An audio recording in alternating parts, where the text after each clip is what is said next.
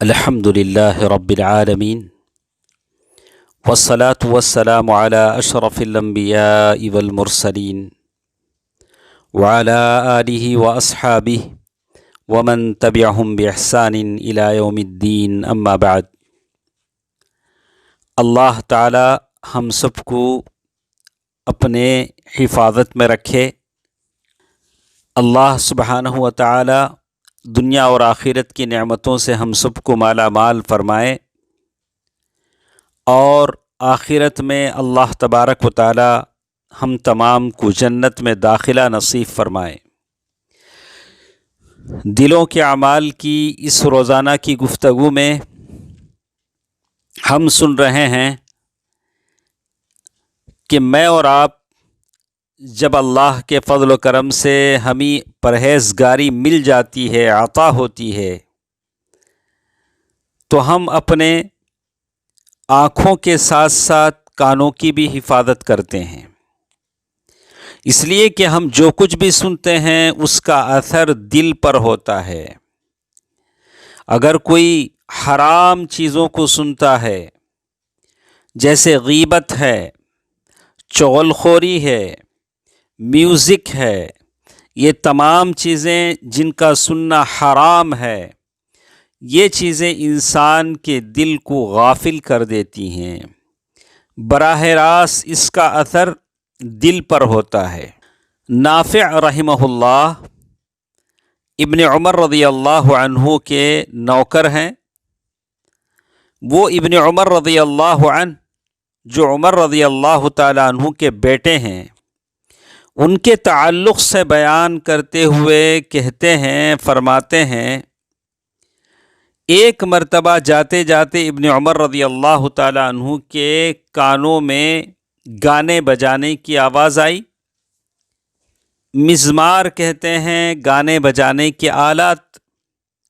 فوضع اصبعیہ علی اذنیہ، ابن عمر رضی اللہ تعالی عنہ نے فوراً اپنے کانوں میں انگلیاں ٹھونس لی اور راستے سے ہٹ گئے، یعنی دور ہو گئے، اور مجھ سے کہنے لگے، یا نافع هل تسمع شیئا، اے نافع کیا ابھی بھی تم کو گانے کی آواز آتی ہے؟ نافع ان کے نوکر تھے، ان سے انہوں نے پوچھا کہ وہ گانے بجانے کی آواز ختم ہو گئی یا آ رہی ہے؟ تو میں نے کہا کہ نہیں، وہ تو آواز بند ہو گئی۔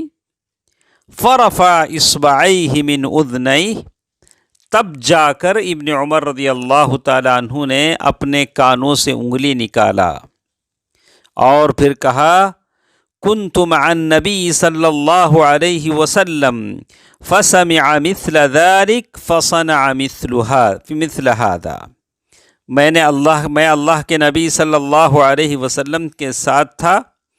اللہ کے نبی صلی اللہ علیہ وسلم نے ایک مرتبہ ایسے ہی کچھ آواز سنی جو غلط تھی، تو اللہ کے نبی صلی اللہ علیہ وسلم نے اپنے کانوں پر انگلی رکھ لی، تو میں نے ویسے ہی کیا۔ شیخ البانی رحمہ اللہ نے اس کو صحیح ابو داؤد میں روایت کیا ہے، اور بالکل اسی طرح آپ دیکھیں گے کہ پرہیزگار لوگ جیسے اپنے آنکھوں کی حفاظت کرتے ہیں، کانوں کی حفاظت کرتے ہیں، ناک کی حفاظت بھی ہوتی ہے، یعنی کسی چیز کا سونگھ لینا جو جائز نہیں ہے، اس لیے کہ سونگھنا، بو محسوس کرنا یا خوشبو محسوس کرنا، یہ ساری چیزیں ایسی ہیں جس پر انسان کا حساب لیا جائے گا، جیسے اس کی دوسری نعمتوں پر حساب لیا جاتا ہے کہ کیا اس نے اس کا شکر ادا کیا کہ نہیں ادا کیا۔ یعنی خوشبو جو آدمی سونگھتا ہے اس کا بھی بدلہ اس سے لیا جائے گا۔ عبداللہ بن راشد جو خوشبو بناتے تھے عمر بن عبدالعزیز کے زمانے میں، جب عمر بن عبدالعزیز رحمہ اللہ کے پاس خوشبو لائی گئی جو خلفاء کے لیے بیت المال سے بنائی جاتی تھی، تو عمر بن عبدالعزیز رحمہ اللہ نے اس خوشبو کو سونگھنے سے انکار کر دیا، اپنی ناک بند کر لیا اور کہا کہ اس کا بدلہ بھی مجھے اللہ کے پاس دینا پڑے گا، اور یہ خوشبو مسلمانوں کے مال سے تیار کی گئی ہے جو میرے لیے جائز نہیں ہے۔ تو معلوم یہ ہوتا ہے کہ یہ وہ لوگ تھے جو بیت المال کی جو چیز ہے جو ان کے لیے حلال نہیں ہے وہ اس چیز کو ناپسند کرتے تھے۔ اسی طرح بہت ساری مثالیں ہم کو ملتی ہیں کہ کیسے پہلے لوگ احتیاط کرتے تھے، کتنا احتیاط ان کی زندگی میں تھا۔ چلیے میں آپ کو ایک مثال بتاتا ہوں۔ آج کل کا زمانہ تو ایسے ہے کہ لوگ اتنا غلط سلوک اپنی بیوی کے ساتھ کرتے ہیں، کبھی اپنے بچوں کے ساتھ کرتے ہیں، کبھی اپنے ماں باپ کے ساتھ کرتے ہیں۔ آپ اس مثال کو دیکھیں جو میں آپ کے سامنے بیان کرنے جا رہا ہوں۔ ابو الدرداء رضی اللہ عنہ مشہور صحابی ہیں۔ ان کا ایک اونٹ تھا جس کو الدمون کہا جاتا تھا، اس اونٹ کا نام الدمون تھا۔ تو کبھی کوئی آدمی ان کے پاس آتا اور ضرورت کے لیے اس اونٹ کو لے جاتا کہ تھوڑا مجھے آپ کا اونٹ دے دیجئے، مستعار دے دیجئے، مجھے آپ کے اونٹ سے کام ہے۔ تو ابو الدرداء رضی اللہ تعالی عنہ کہتے لا تحمل علیہ الا طاقتہ، دیکھو اس اونٹ پر اس کے طاقت سے زیادہ بوجھ نہیں ڈالنا۔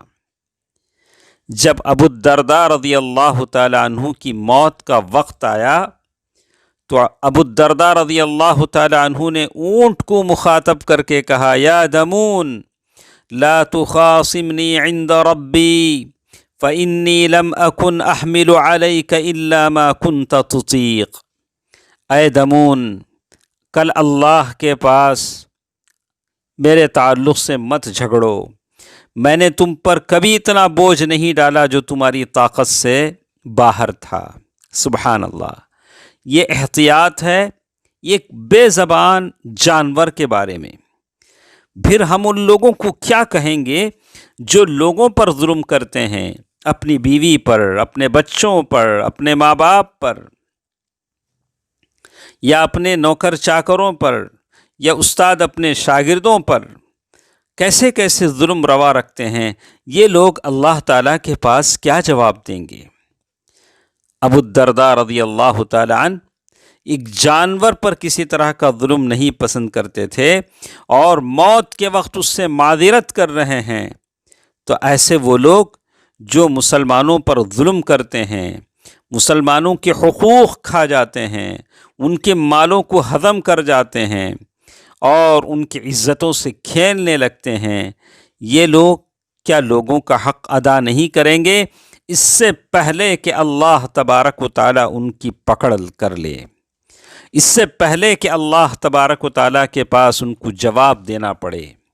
لوگوں کے حقوق آپ کے پاس ہیں، لوگوں کی قرضے آپ کے پاس ہیں، لوگوں کی غیبتیں آپ نے کی ہیں، تو جائیے ان کو ڈھونڈ کر ان سے معافی چاہ لیجئے، اس سے پہلے کہ ان تمام حقوق کے تعلق سے کل اللہ قیامت میں پوچھے آپ سے اور ہر ایک سے۔ اللہ تعالیٰ سے دعا ہے کہ اللہ تعالیٰ مجھے اور آپ کو ایسی چیزوں سے بچائے رکھے، اللہ تعالیٰ ہم تمام کو معاف فرمائے، اللہ تبارک و تعالیٰ اپنی جنت میں ہم تمام کو داخلہ نصیب فرمائے، آمین۔